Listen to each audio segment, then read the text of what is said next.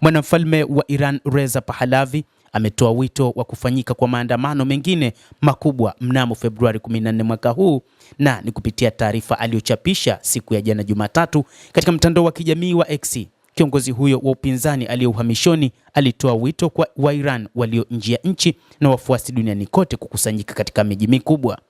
Mwanamfalme wa Iran Reza Pahlavi ametoa mwito wa kufanyika kwa maandamano hayo ambayo anasema ni katika kuhakikisha wanauangusha utawala wa Ayatollah Al-Khamenei. Siku ya utekelezaji ulimwenguni ili kuunga mkono kile alichokita mapinduzi ya simba na jua ya Iran, anasema mwanamfalme huyo. Katika taarifa yake iliyochapishwa Jumatatu kwenye mtandao wa kijamii wa X, kiongozi huyo wa upinzani aliye uhamishoni alitoa wito kwa Wairani wote kuungana ulimwenguni kote kufanya maandamano makubwa ili tu waweze kuangusha utawala huo. Na ameyataja maeneo ikiwa ni pamoja na Munich, Los Angeles, Toronto na maeneo mengine duniani ili kuishinikiza jumuiya ya kimataifa kuchukua hatua madhubuti dhidi ya Jamhuri ya Kiislamu ya Iran.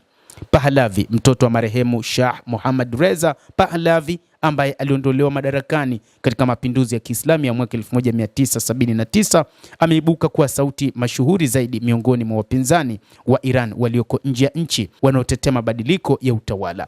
Hata hivyo, Pahlavi anatajwa kwamba ni moja kati ya wa Iran wanaotaka mamlaka katika taifa hilo, akiamini kwamba kutokana na kile ambacho wakati wa maandamano baadhi ya raia walionyesha kwamba wanahitaji utawala wa kifalme urejee, sasa anaona ni wakati sahihi wa kuendeleza operesheni hiyo ya kuhakikisha maandamano yanakuwepo tena ili kushinikiza utawala wa Iran udondoshwe mamlakani na kwamba yeye awe kiongozi wa taifa hilo. Hata hivyo, moja kati ya mambo ambayo wakati huu yanaonekana, mambo ambayo ameendelea kuyahimiza mwanamfalme huyo ni pamoja na kuondoa mifumo ya alichokita utawala wa ukandamizaji na kulinda watu wa Iran. Hata hivyo, jambo la pili ni kwamba anataka kuondoa fedha kwa mamlaka za serikali.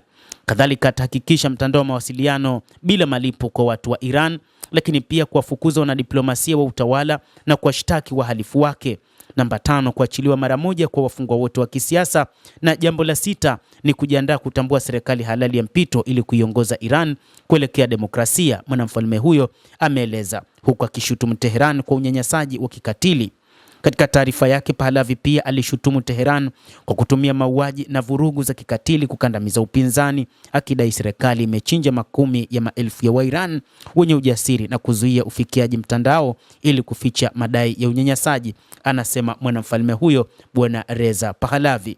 Mtazamaji wa The World News, endelea kutufuatilia, lakini usisahau kulike, usisahau kucomment, kadhalika kusubscribe channel yetu hii ili uweze kufahamu kwa mapana yote ambayo yanajiri katika ulimwengu kupitia The World News. Mimi ni Adam Hussein.